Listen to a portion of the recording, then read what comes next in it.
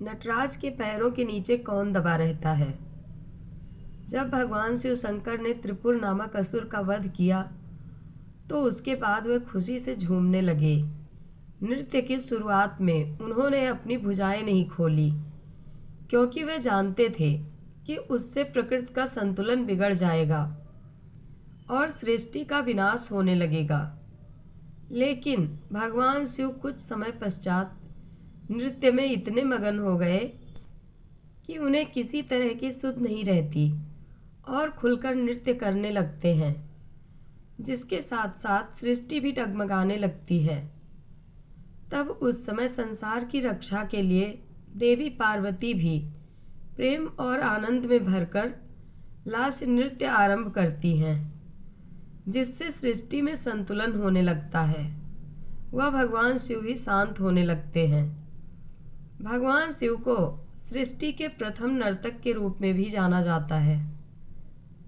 वहीं ऐतिहासिक रूप से भगवान शिव के नटराज स्वरूप के विकास को 7वीं शताब्दी के पल्लव एवं 8वीं से 10वीं शताब्दी के बीच दक्षिण भारत के चोल साम्राज्य से जोड़ा जाता है। वहीं योग सूत्र के जनक महर्षि पतंजलि द्वारा बनवाए गए चिदंबरम में स्थित नटराज स्वरूप की भव्य मूर्ति पुख्ता प्रमाण भी मानी जा सकती है। हालांकि महर्षि पतंजलि ने भगवान शिव के नटराज स्वरूप को योगेश्वर शिव के रूप में निरूपित करने का प्रयास किया। अपने नटराज स्वरूप में भगवान शिव एक बौने राक्षस पर तांडव नृत्य करते हुए लगते हैं। यहाँ शारीरिक दिव्यांगता को बौनापन नहीं माना, बल्कि बौना अज्ञान का प्रतीक है। अज्ञानी व्यक्ति का कद समाज में हमेशा बौना माना जाता है।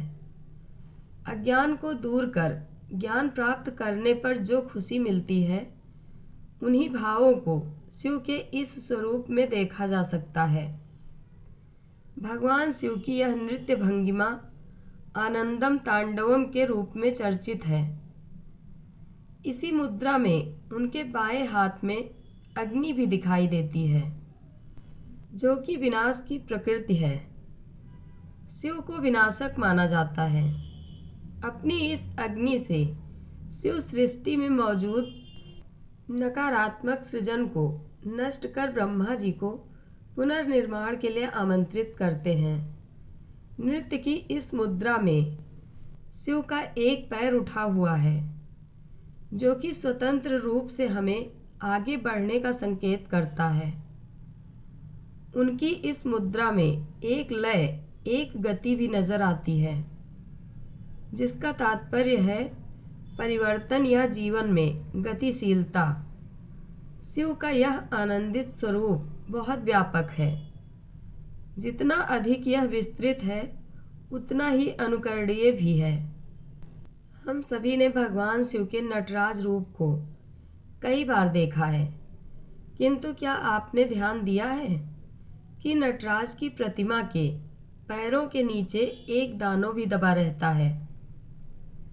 आमतौर पर देखने से हमारा ध्यान उस राक्षस की ओर नहीं जाता, किंतु नटराज की मूर्ति के दाहिने पैर के नीचे आपको वो दिख जाएगा।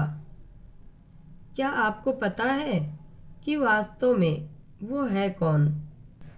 आइए आज उस रहस्यमयी दानव के विषय में जानते हैं। भगवान नटराज के पैरों के नीचे जो दानव दबा रहता है, उसका नाम है अपस्मार। उसका एक नाम मुयालक भी है। अपस्मार एक बौना दानव है, जिसे अज्ञानता एवं विस्मृति का जनक बताया गया है। इसे रोग का प्रतिनिधि भी माना जाता है। आज भी मिर्गी के रोग को संस्कृत में अपस्मार ही कहते हैं। योग में नटराज आसन नामक एक आसन है, जिसे नियमित रूप से करने पर निश्चित रूप से मिर्गी के रोग से मुक्ति मिलती है। एक कथा के अनुसार अपस्मार एक बौना राक्षस था, जो स्वयं को सर्वशक्तिशाली एवं दूसरों को हीन समझता था। स्कंद पुराण में उसे अमर बताया गया है। उसे वरदान प्राप्त था कि वो अपनी शक्तियों से किसी की भी चेतना का हरण कर सकता था। उसे लापरवाही एवं मिर्गी के रोग का प्रतिनिधि भी माना गया है। अपनी इसी शक्ति के बल पर अपस्मार सभी को दुख पहुंचाता रहता था।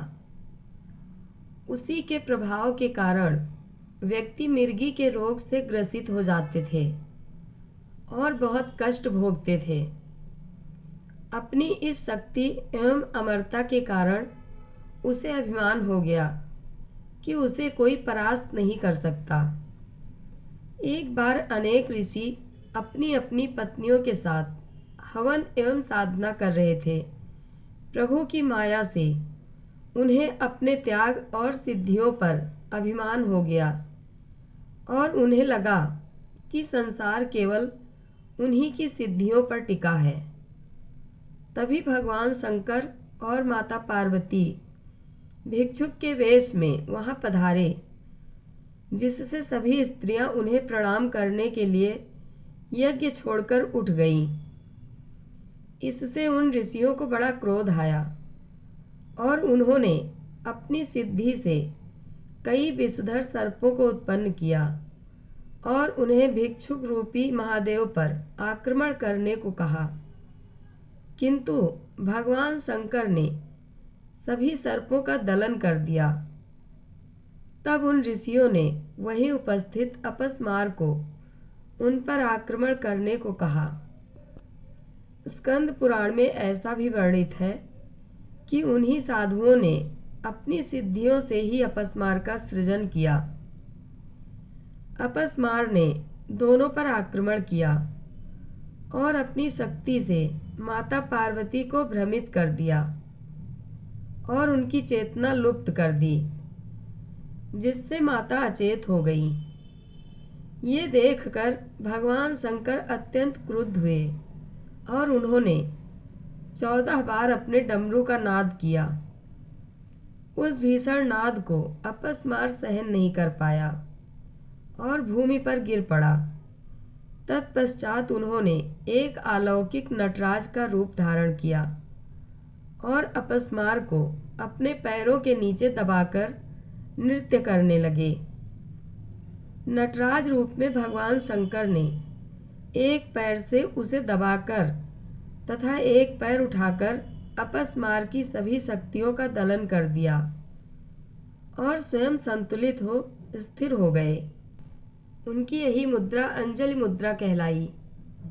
उन्होंने उसका वध इसलिए नहीं किया क्योंकि एक तो वो अमर था और दूसरे उसके मरने पर संसार से उपेक्षा का लोप हो जाता, जिससे किसी भी विद्या को प्राप्त करना अत्यंत सरल हो जाता।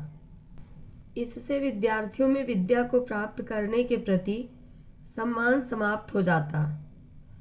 जब उन साधुओं ने भगवान शंकर का वो रूप देखा तो उनका अभिमान समाप्त हो गया और वे बारंबार उनकी स्तुति करने लगे। उन्होंने उसी प्रकार अपस्मार को निष्क्रिय रखने की प्रार्थना की ताकि भविष्य में संसार में कोई उसकी शक्तियों के प्रभाव में ना आए। नटराज रूप में महादेव ने जो 14 बार अपने डमरू का नाद किया था, उसे ही आधार मानकर महर्षि पाणिनि ने 14 सूत्रों वाले रुद्राष्टध्यायी महेश्वर सूत्र की रचना की। एक अन्य कथा के अनुसार एक बार भगवान शंकर के मन में एक अलौकिक नृत्य करने की इच्छा हुई। उसे देखने के लिए सभी देवता, यक्ष, ऋषि, गंधर्व इत्यादि कैलाश पर एकत्र हुए। स्वयं महाकाली ने उस सभा की अध्यक्षता की। देवी सरस्वती तन्मयता से अपनी वीणा बजाने लगी। भगवान विष्णु मृदंग बजाने लगे। माता लक्ष्मी गायन करने लगी। परम पिता ब्रह्मा हाथ से ताल देने लगे। इंद्र मुरली बजाने लगे एवं अन्य सभी देवताओं ने अनेक वाद्य यंत्रों से लयबद्ध स्वर उत्पन्न किया। तब महादेव ने नटराज का रूप धरकर ऐसा अद्भुत नृत्य किया जैसा आज तक किसी ने नहीं देखा था। उस मनोहारी नृत्य को देखकर सभी अपनी सुध-बुध खो बैठे। जब नृत्य समाप्त हुआ तो सभी ने एक स्वर में महादेव को साधुवाद दिया। महाकाली तो इतनी प्रसन्न हुई कि उन्होंने कहा, प्रभु, आपके इस नृत्य से मैं इतनी प्रसन्न हूँ कि मुझे आपको वर देने की इच्छा हुई है, अतः आप मुझसे कोई वर मांग लीजिए। तब महादेव ने कहा, देवी, जिस प्रकार आप सभी देवगण मेरे इस नृत्य से प्रसन्न हो रहे हैं, उसी प्रकार पृथ्वी के सभी प्राणी भी हों, यही मेरी इच्छा है। अब मैं तांडव से विरत होकर केवल रास करना चाहता हूँ।